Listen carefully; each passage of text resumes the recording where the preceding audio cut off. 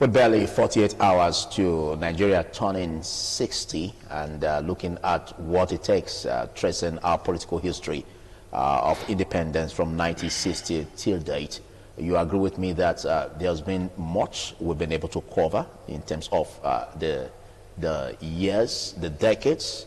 But again, if we are to equate this or give it a balance in terms of the gains, in terms of the maturity that we've acquired so far, there could be some setbacks that may not really augur well in terms of making a very beautiful page about Nigeria's achievement so far.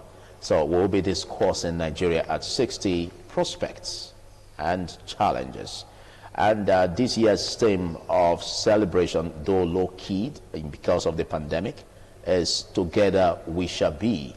And looking at that theme and the need for us to stay as one, I have this discussant with me on this very sensitive subject, starting from my extreme left, the General Overseer of Sword of Liberation Bible Church, a public affairs analyst, Bishop Austin Igbasan. Thanks for coming, Bishop. Thank you for having me. Good morning, viewers. And that's basically, you know, we can't really talk about this without having a political analyst to dissect and analyze this with us. And I have a lecturer of the University of Benin, Neville Obakedo. Thanks for coming, Neville. Good morning, viewers, and thank you for having me this great morning. All right, I start with you, Bishop Austin. Looking at our political history from 1960 till date, a lot has said that it's noteworthy to really talk about our background, where we've been coming from. Do you see our togetherness at 60 in doubt as a nation? As a nation, we've not really been together. Though with our statement, we used to tell ourselves that we are together because the indices are there. Because there are a lot of bottlenecks that are especially designed to make some part of this country not to be as equal as others. I give you an example of our cut-off point to universities is not the same across board. And when you look at that and you call us one country, I think that what is obtainable in Benin here should be obtainable in Kano.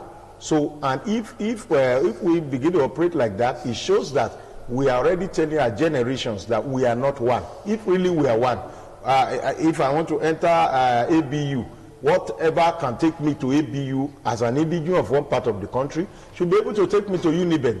So administratively, I think it was done intentionally so that it will make some persons among the group that have come together to amalgamate as Nigeria, to make some to be more precious than others. And over the years, this thing has been running down, even in appointment, in political appointment, even in the days of the military. All these things that are indices have already been there. And this one gives some people edge. Some persons believe in this country that they have an advantage over other persons. Even no matter what you have acquired in your academic, you discover that some persons from other part of the country have more advantage more than you. So if we are talking of togetherness, it must start with leadership. It's not about followership. To make the followership to come together and live together, it is not a difficult thing. When the leadership begins to show that what is obtainable in Bauchi is obtainable in Edo, is obtainable in Bayelsa. So we, by that, you'll be able to know that we are together as a nation. I give you an example. Even in the security, today the NDA has been in one part of Nigeria. Not even a department can be moved to any part of Nigeria. People resisted it. But we have the Nigerian Law School in Lagos. But tactically, Nigerian Law School was removed from Lagos with a mindset that we want to decentralize it. Everybody can go to law school very close to you within your geopolitical zone. But today, as I'm talking to you, the headquarters of law school is in Buhari, in Abuja. So when you look at this and compare it side by side with NDA that is based in Kaduna, and not even a part of NDA can be moved, a department cannot be moved to Odugbo in Ibadan, or you say you want to move it to a job military cantonment on your way to Badagry. So you want to tell somebody that's a nation that is together. Now you want to say even in offices, I tell you, both in police, in the army, all these things we are talking about play a very prominent role for people to get to where they want to get to. I think that if we want to say we are together, because our children are looking at us, if we say we are together and a child writes JAMB and is given a cut-off point in Lagos State, and some other persons are writing somewhere in one part of the north, and they are giving another, and all of them are living in the same country. And when if they are employed into police force, advantage is given to one part of the country to be able to rise. You see people that are taught in police college, somebody that taught them in police college retire as CSP, and the person they taught in police college eventually become either an AIG. So how do you explain that one to children that we are telling them that we are all one? So what I feel is that in the real sense, it's an English word to say we are together, but in the practicality of it, all the indices shows that one part of the nation have access to power and they dominate the other part. So if we are going to talk of unity, it's not going to be in statement, it should be in West and distribution of this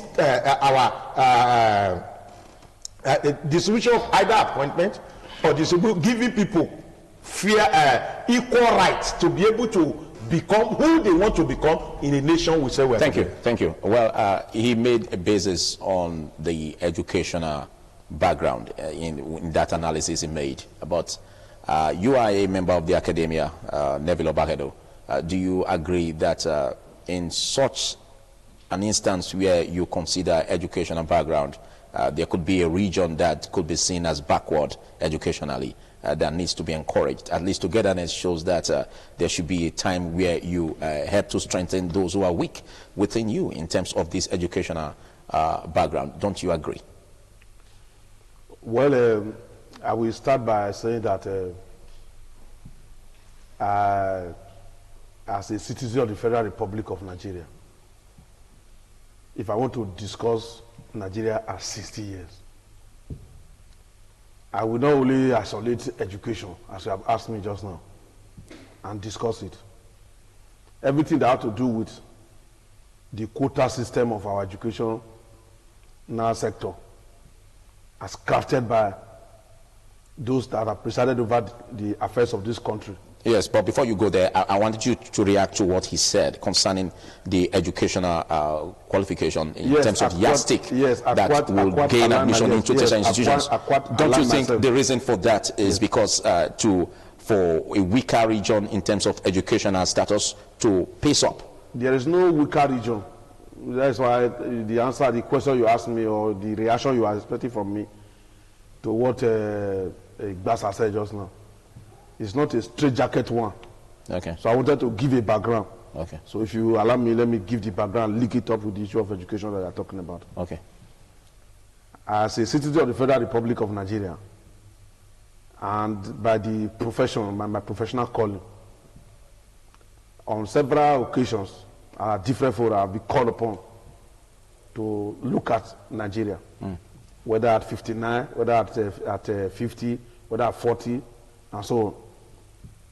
And we discover that the same pattern, the same problem, is only moving from one generation to another. And it is a shame that at 60 years, nothing, absolutely nothing, is working in Nigeria. If you say nothing, absolutely nothing, I will explain. I think that can be a debate, because if you say absolutely nothing, you belong to the system where you also benefit in terms of the job you do and the remuneration and the prospects that are in the educational sector. So you will be saying something outside truth if you say that it's absolutely nothing to benefit. Are you aware that outside of this COVID-19 issue, that ASUU is on strike?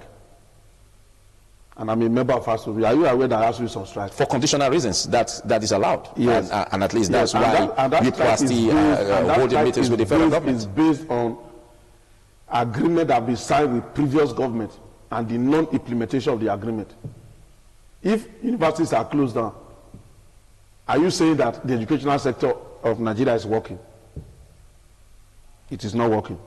If educational aspect is not working, is it the infrastructural aspect of the country that is working? I think we can also create a balance. You can say it's not working optimally. Yeah. You can say it's not working because if it's not working, that means you won't be enlisted as a member of the academia. There's no vacuum. Philip, Nigeria at 60, unity and progress is what you brought me here for.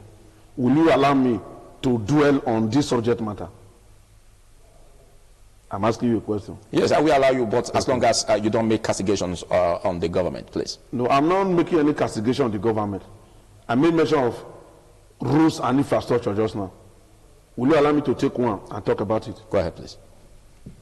The day before yesterday, I traveled along this Auchi road. I drove to Iruepe, a very small portion of the road, by Iruepe Christian Center. Before you get to that junction that you divert to Ozala, the road was blocked. Those who are coming from Ekpomas Rook Auchi, they cannot come to Benin. Those who are going from Benin towards that side, they could not go. I struggled to maneuver to make a U-turn back to Eho, from Eho to Igwebe, Igwebe to Ekpoma, before I face Auchi Road. And that road that I also passed, Ugiehudu Egwaholo Road, nothing to write home about. When I was returning back to Benin day before yesterday, I had to pass through Agbo, through Ugbegu, through Igbanke. When I passed that place, I was shedding tears. People that I lifted on the way, they were asking me, Oga, I hope you've not lost anybody. Okay, drive your point home. Yes, my point is that the road through Igwebe through Igbanke to Agbo is nothing to write home about. The road from here to Auchi to Abuja is nothing to write home about. If you travel to other parts of the country, it's the same thing. Can we now say at 60 years that the roads and infrastructure of the Federal Republic of Nigeria, they are something to write home about? I'm just giving you practical examples. But let's come to the issue of unity and progress. Because Nigeria is made up of diverse ethnic groups. Okay. And at independence, these diverse ethnic groups, they had their own leaders who were championing their own affairs, and they became leaders in their own, national leaders in their own right in their various regions. If you take our currency today now, you take 100 naira note, you will see Obafemi Awolowo. He was the premier of Western Nigeria. He brought free education. That was a manifesto of his party, which is the Action Congress. There was also a party in the northern part of the country. When you talk about educationally disadvantaged people, there's nothing like that. It's the leaders who want their people to be disadvantaged. If Awolowo acquired the white man's education and saw it as a tool to liberate yourself from poverty and from oppression, whether by government or by people in your community, I expected leaders of the north, like if you take 200 naira note, you will see Amadou Bello there. If you take 500 naira, you see Tafawa Balewa, there was prime minister. The other one was premier of northern region. What stopped them from borrowing a leave from Awolowo to give people of northern Nigeria free education? They failed to do so. So the idea of the educational disadvantage does not arise, and yet it is what is defining appointment, defining position, and admission to universities. Then you go to eastern part of the country, where Nnamdi Azikiwe, the man you see on your 500 naira note, they name up airport after him and several other things, university after him. What stopped him from taking the same, borrowing a leave? He stayed in Western Nigeria. What stopped him from taking free education from Awolowo back to the east to give his people education? Instead, the people went into business. Even little children, 5 years, 6 years, you see them everywhere into business. Then you now want to slow down admission processes for those who are exposed to education, so that others can meet up. They can never meet up. That is by the way. Now, the failure of leadership at that point to reconstruct the Nigerian state and the people that make up the state is the problem that we are still facing. Okay. That is one aspect. Second aspect, Nigeria today, every 4 years, we conduct election. Recently, Edo State just conducted one governorship election. Talking about election. Okay. I'm not talking about it. I just want to use it to explain the issue of unity and progress. Now, by the Nigeria electoral process, each community is divided into polling units. Each area, local government area, is divided into wards. And then the state is divided into local government and wards, like that. That's how you make up the 36 states and the federal capital, Abuja. Take the polling unit. At the polling unit, people are divided along party lines. And even after the election, the control of the community if the traditional ruler is throwing his weight behind, let's say a PDP, for example, the people in that community who are not PDP, who are APC or YPP or other party, the traditional ruler will use his vigilante group, in quote, his militant group, to be a president. If they oppose the traditional ruler for doing what is wrong in the interest of the community, okay, thank you. They will be arrested. They will be brought to state command. They will be charged with offenses that can make them to be in prison for life, if not remanded in prison for more than 6 months. This is what is happening across the country. In such communities, such villages, which make up the world, can you ever expect unity? Not to talk of progress. Thank you. Before we now leak it up to the national level. Thank you, Neme. If we are to look at the whole issues, yes. Basically there are lapses that really not meeting up, government not meeting up with the expectations of the people that is being governed. I'll come back to you. Now, let's look at this aspect where we have leadership lapses.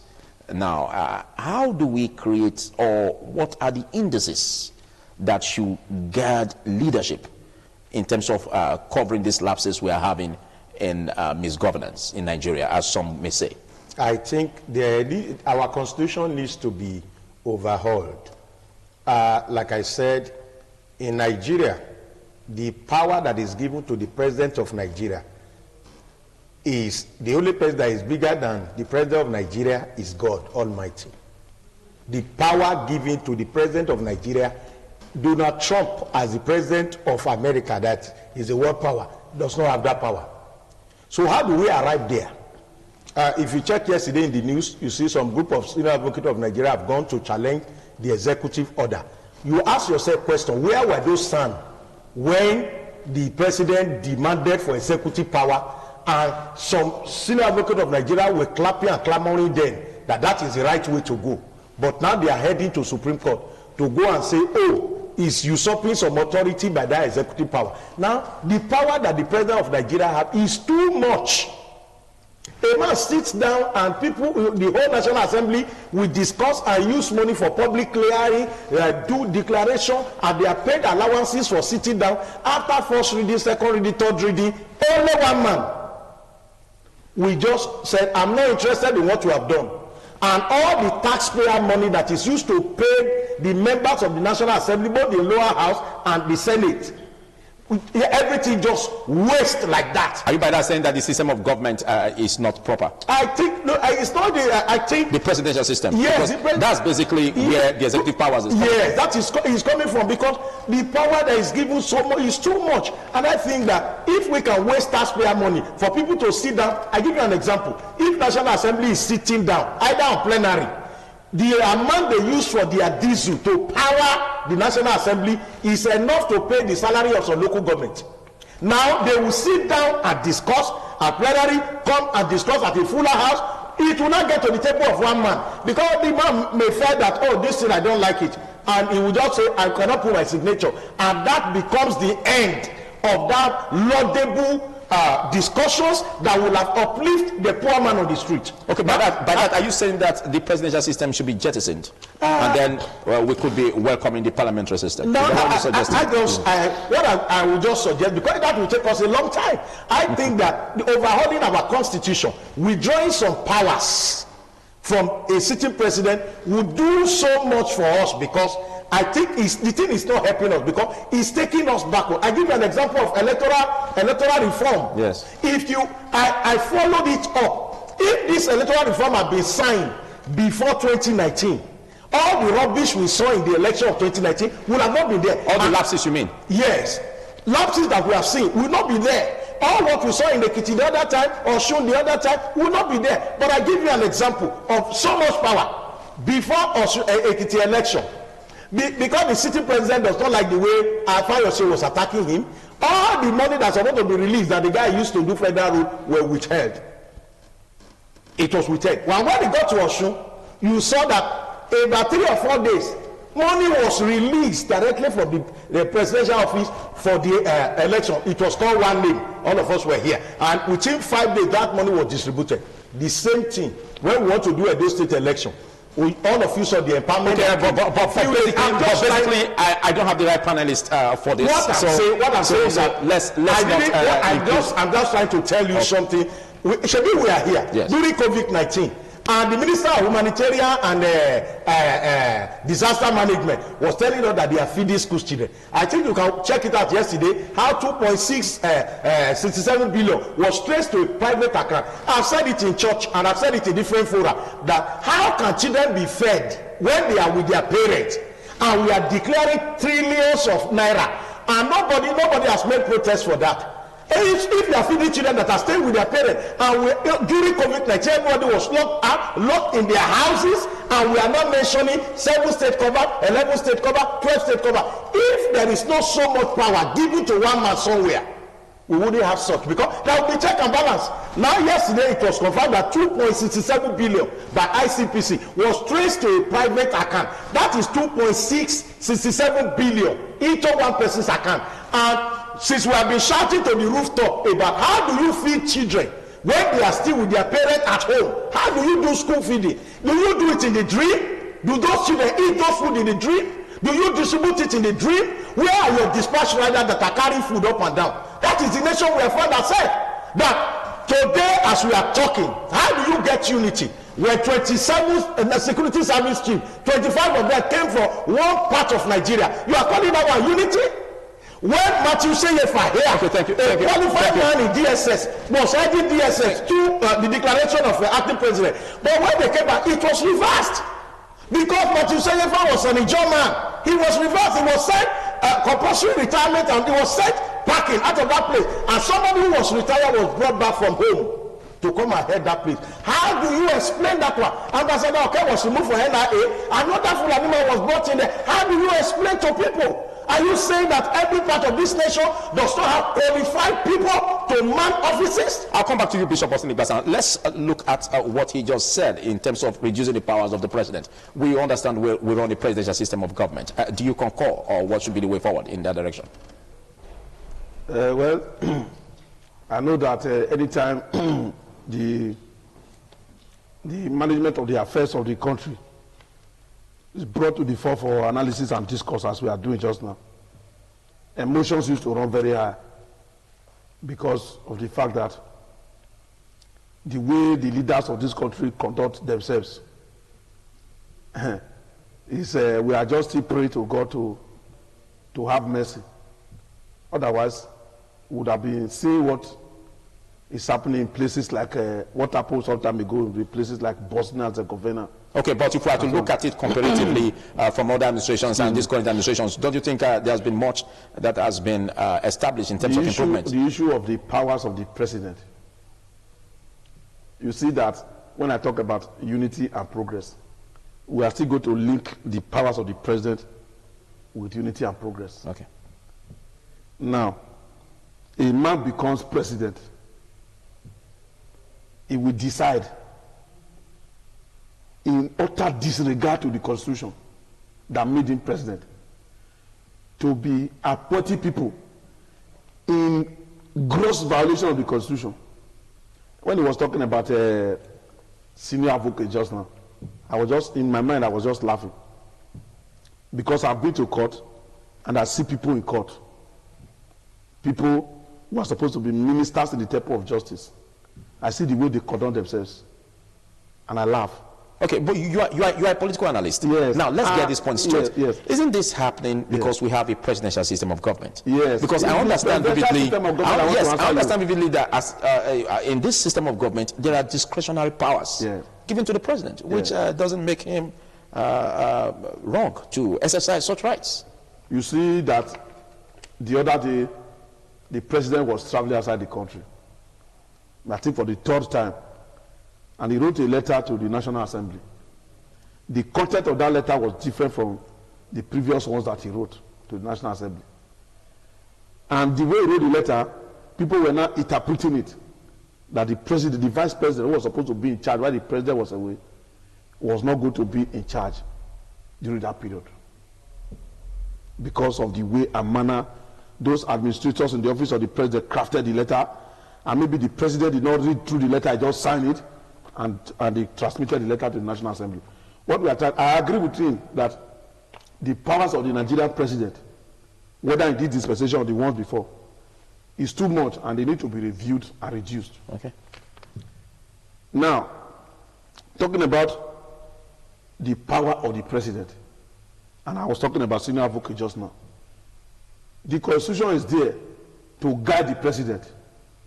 If the president is now violating the Constitution, I expect ministers to the Department of Justice, lawyers, to look at the Constitution and challenge the president. Mr. President, you are violating the Constitution. Then drag him before court and let's see whether the court will clap for the president. But that is not happening. Yeah, it is not happening. And don't forget that there is immunity. Yeah, yes. So, what I mean by dragging, the president is not immune from constitutional offenses. Yes, if you sir. commit a constitutional offense, you lose your office through impeachment. Yeah. It's not, that one is not part of immunity. Immunity being given to the president is that the president is immune from a litany of cases that you drag him to court for this, drag him to court for that. But if he has violated the Constitution, immunity does not cover him for that. And I'll be watching to see whether those who complain bitterly against the president, who know something about law, or who have the means to hire services of lawyers to say, let's challenge Mr. President.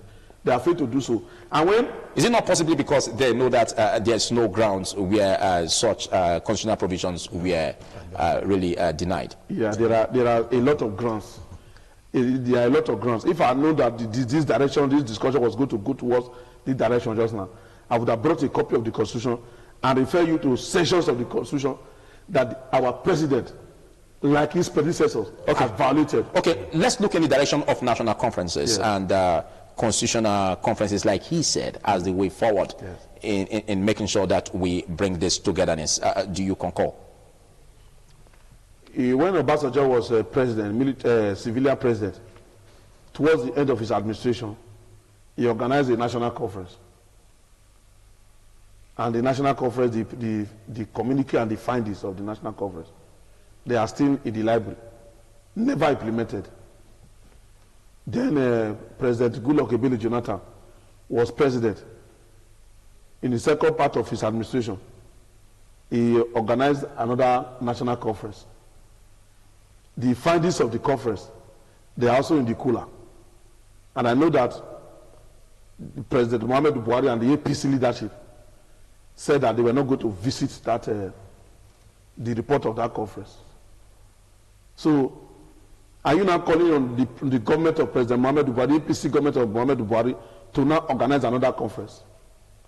The other day, the governor of Kaduna State, El-Rufai, was made to be the chairman of a committee that was inaugurated by APC, and they call it restructure committee. They were moving from one part of the country, talking about restructuring. The restructuring that they were talking about had been captured in the Obasanjo conference report, which they did not visit and did not implement. Part of the restructuring that they say they want to restructure Nigeria is also in that Goodluck Ebele Jonathan's report conference. They did not visit it. What are you now talking about? Is it not after implementing the good part of the previous reports that you now say, oh, these two reports did not cover this aspect, let us now handle that aspect? Okay. They failed to do so. And their failure to do so is still the disunity that we are talking about. Because a section of the country sees restructuring, fiscal federalism, as something that will deny them of the bulk of resources they get from the federal government. So they are putting every machinery in place to make sure that that restructuring and that fiscal federalism or true federalism does not come to pass. Okay, thank you. In that situation, progress cannot come. Okay. Development cannot come.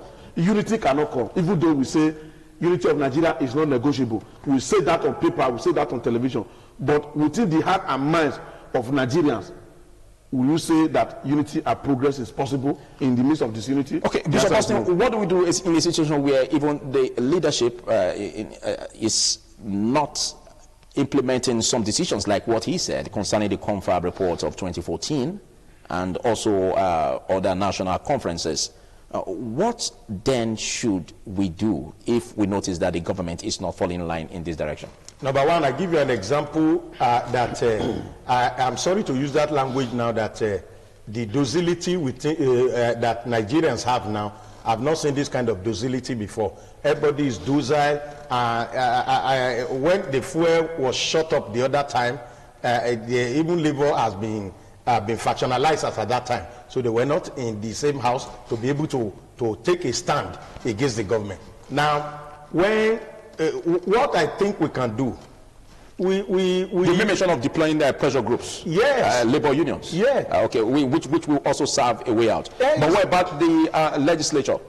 You see, most of the time, I give you an example. Look at all the loans we have taken now. Have you seen the National Assembly put their feet on ground and said, oh, we need to scrutinize this loan? One of the loans, we heard that Nigerian parts can be ceded to China. And those who peruse the rules and regulations and the terms of agreement of that loan, a whole National Assembly, and at the end of the day, that clause was there, and we have taken loan. So the question is that until we have a president, if we have a president, I think it is going to be having someone who just loves Nigeria. Because if you love Nigeria, you wouldn't care about what you do if it even affects you. I give an example. 48 hours to 2015 election, Jonathan signed a clause. Eventually that clause removed him from power. But our president refused to sign a particular something that was done with electoral act 3 months to the election.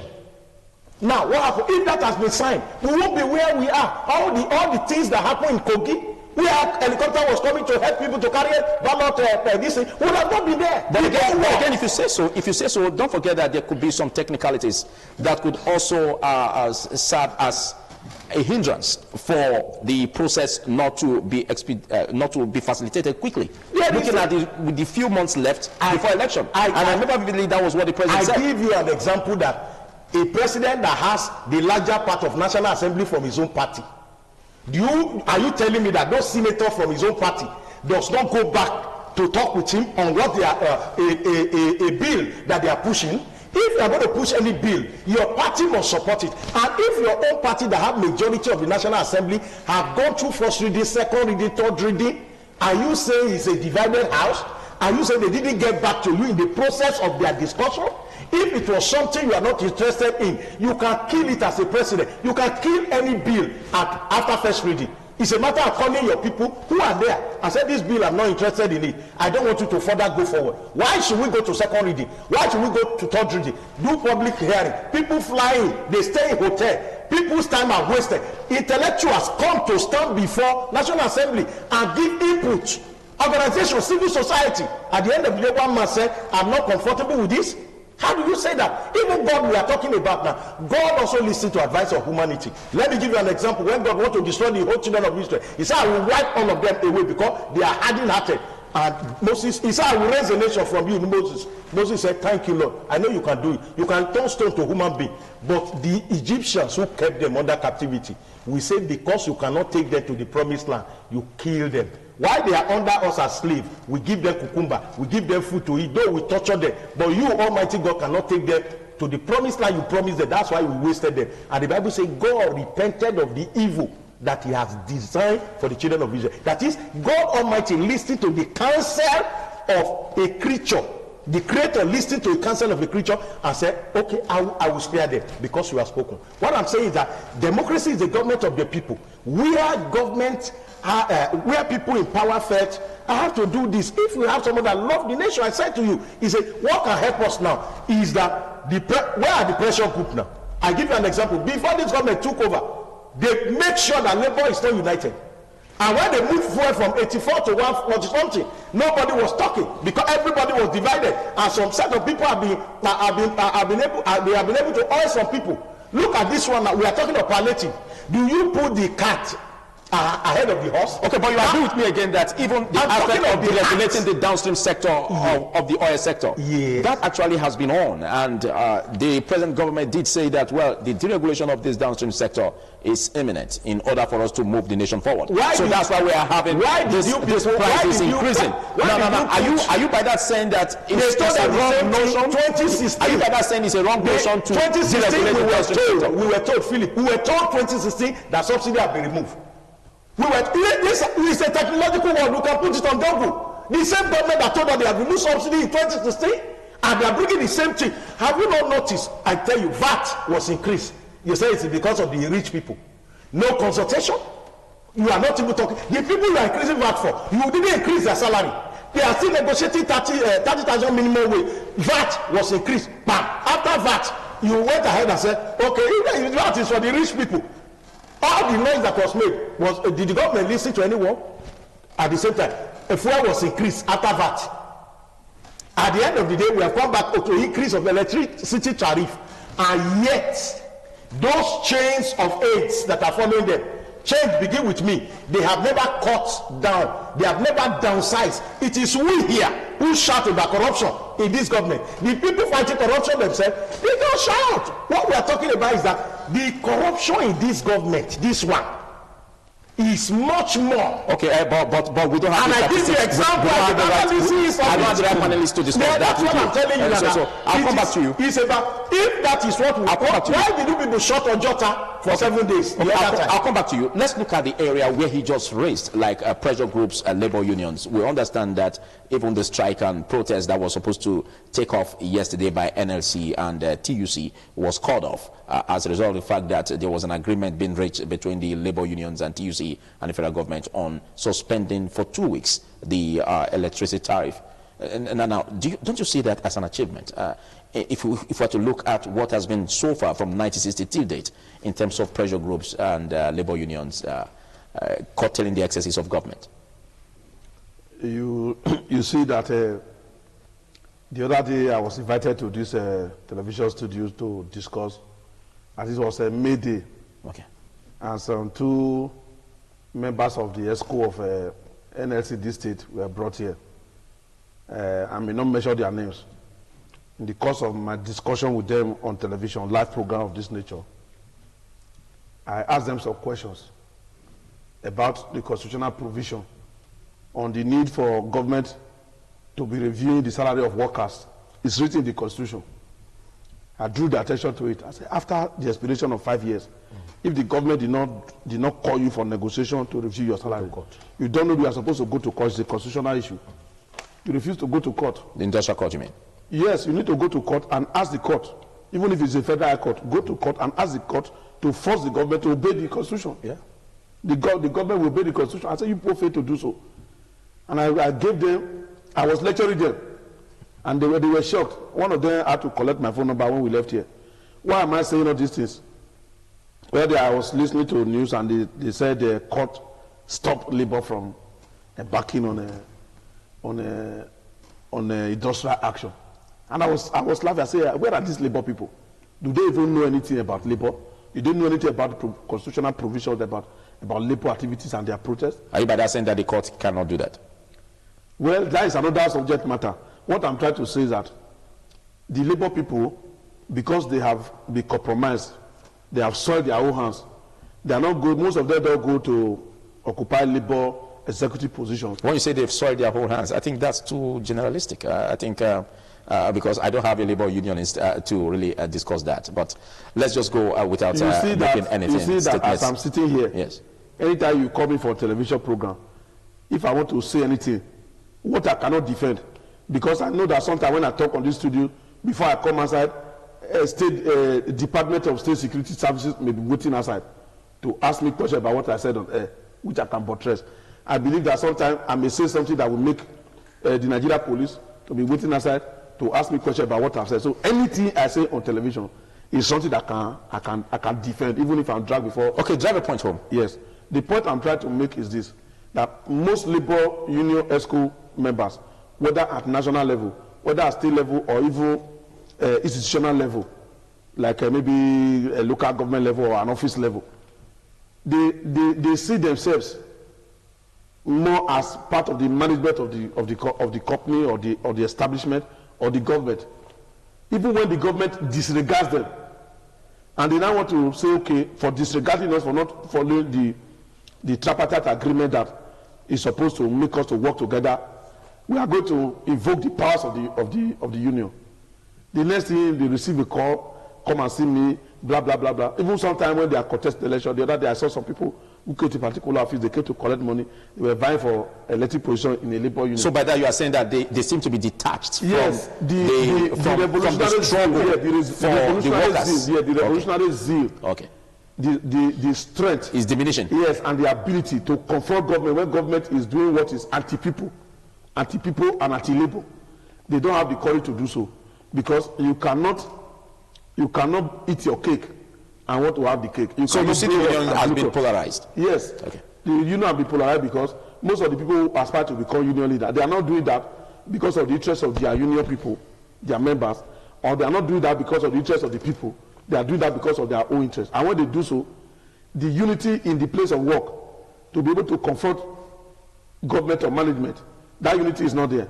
The unity to be able to fight for the people is not there, because this group will be looking for a way to benefit, the other group will be looking for a way to benefit. And so in every union setup, you now see that there are factions within the union. Okay, thank you. In case you're just joining us, it's TMI Tuesday, and we're looking at Nigeria at 60 prospects and challenges I've been discussing with the General Overseer of Sword of Liberation Bible Church, Bishop Austin Igbasa, and of course, lecturer at University of Benin, who is a political analyst, Neville Obakedo. As we wrap up, Bishop Austin Igbasa, let's look at the area of security, because there's much we can say that if the polity is not secured, there won't be room for economy to really be noticed, to boost the economy of the country. Now, what are your expectations of this present administration of Muhammadu Buhari in getting score points on security? You know, if we look back at 2014, when they were campaigning, you see, we're talking about labor union just now. One of the things that the government does is that before they come into power, they raise candidates to become labor leaders. They fund them to become labor leaders. And when they have issues, you see that those labor leaders, they will not support, just like my brother have said, that they will not support their own constituency. You remember the other time we talked about labor here, I think 2 weeks ago, I told you, I said, nothing will come out of whatever they are going to do. I said there is no pressure in that place because it has been deflated already. Most of the people in government, they sponsor candidates to become labor leader. This same government did that in 2014. They make sure that this labor was factionalized, so that by the time they take decision, nobody will be talking. What makes you think is the handiwork of the government I'm not to thinking. bring about a polarization in the labor unions? I'm not thinking. My own is not thinking. If I'm talking something, I'm talking about fact and figure. No, you said it like you were there when it happened. If I'm telling you something, but I think that you were being distanced. So if I'm telling you have the right information to say that, that was what happened. That government you see, in my place, there's a parable that we know where women they take bomb. When they say may carry waste near fire, they know say not be waste, they go carry near fire. Say now that checking point where they take bomb picking, but they never use more talking publicly. So all of us knew what is happening now. 2 weeks ago, when you were talking about labor, I was on this same TV. I said nothing will happen. I said it is going to be a noise. They know the power they have. They know the power given to them by constitution, but they will not exercise because they knew where they are coming from. And when we are talking about security, one of the things they said, we were told, is that in 1 year, Boko Haram will become something of yesterday. Up to today, you saw what happened to governor of Borno State within how many days. What I'm trying to say is that we expect security, because anywhere the place is not secure, development will be far away when there is no security. One of the things we were told then is that a general is coming, this problem will be solved. Jonathan he does not know anything about security. This man, all his life is security. We have been in this journey for 6 years. And my father said, when you use 10 years to prepare madness, which day you go enter market? Now this government has less than 2 years now. The rest other 1 year is going to be for election. Okay, but don't you again also appreciate the fact that some communities that were under the stronghold of these terrorist groups have been liberated? Have been liberated where? Isn't that liberated, sir? Liberated where? Let us forget this propaganda. Now, these boys are going to army. They go to army base and take over and kill army. You are calling that one a soft target? People go to army base and kill them, waste them, not even waiting for army to come and look for them. Do you know the number of soldiers that are dying on a daily basis? Or in the same place we are talking about? So when people go and meet army in their base, but we also understand that. I'm asking you. But we also understand that the terrorist groups, to a large extent, have also been decimated. Can you tell that one to the family of those soldiers that have died, every day, or you go and tell their wife and children who have become widow and fatherless that it is some target that is happening? When somebody let me tell you, if you see pastor they run for inside church, what do member go do? If something happen, you see pastor they run, come out of church. Member go wait. Now he says, strike the shepherd, the sheep will scatter. Look at our soldiers. The family of soldiers will not know what you are saying. Look at the wife of soldier the other day when they said they're giving amnesty to Boko Haram. You saw they came out and said, those people that kill our husband, you are not making them. You are giving them. So our husband died for nothing. Those Boko Haram, do you see Yoruba among them? Do you see Minima among them? Ishama there among them? Kalabari there among them? But do you know the side, the sections that are being killed? Okay, what's done today? We put so much on the problem. The solution is that I think that the packaging we have given to this federal government is too much, and I think lies are too much. I love somebody like Governor Zulu, who the people are praying for, that they have a leader who is coming up. Zulu is a professor. He's an academia. He came into politics, and you can see what he's doing. Imagine if Zulu is a major general or a colonel. You imagine what somebody that have that kind of mindset going to that place. In the other one that happened there, we saw the president of the country came in. We want to see a general who is the general. We want to see our president in the war front. If we see him in the war front, like the same thing that happened recently, let us know. Are you saying that we address the issue? Yes, we address the issue. He's a general. Okay, but are you still in the same Jonathan is from university, so they brought somebody from the barra. Let the man be in the forefront. We saw a president of the country recently that decimated Boko Haram. If we have come in after what they did and build on what they have done, we won't be where we are now. But let us not talk about, say, Boko Haram, Maiduguri Road, is it Kawu, or all those, I can mention all those villages that people cannot pass now. They are shooting a helicopter for United Nations, and you say it's a soft target. Is that one a soft target? Thank you. What I think we can do is that the government themselves should be open. I told them that when you are overwhelmed, look for help. But the issue is a soft target. Do you tell the children of soldiers, those women, would they forgive this country? Those children of those soldiers that saw the people that killed their father, they calling them repentant people, and they are not given opportunity. Some of them will even join the army. What do you know? The children of those soldiers who knew that their father defended this land with his blood, and the blood of their father was not rewarded. Thank you, Neville Obakado. What do we do in this direction in terms of security in 1 minute? You gave more than 5 minutes to my co-discussant, and you are saying 1 minute. What will I say about security in 1 minute? But you still have the floor. When you say 1 minute, you just make me to see what I'm going to say. First and foremost, let me say that government has created a lot of opportunity for insecurity in this country, and they need to be alive to the responsibility of governance to be able to reduce insecurity. Yes. Number one, let's take the case of Edo State here. If you travel from here to Auchi now, is by God's grace. We understand these are yes. Problematic. Yes. Yes. What the government should do, because that is the question. Yes. If the governor of the state is watching me now, not just the state, we are looking at the nation. Nigeria system. We are in a that's what we are looking at. So don't domesticate it, please. Okay. Let it be a bigger picture. The governors of Nigeria, they are watching. If the president of the country is watching, if the service chief, they are watching, they should not be providing security in the atmosphere like a balloon. Insecurity is in locations, it's in communities. You cannot fight insecurity without entering into agreement with the community leaders. And the criminal, you identify the criminals in each community and read riot out to them. In this your community, if I hear something like that happens here, you the traditional ruler, you the head of the community, you the criminals here that are known will be held responsible. And then you make sure you look for a way to empower the people. Because I've had the opportunity of interacting with people because I belong to an NGO that try to fight against drug abuse and use of drug and drug abuse and the rest of them. I've interacted with people across the length and breadth of the country. I've traveled to Abuja over that, and we discovered that sometimes it's frustration that leads people into aggression. All right.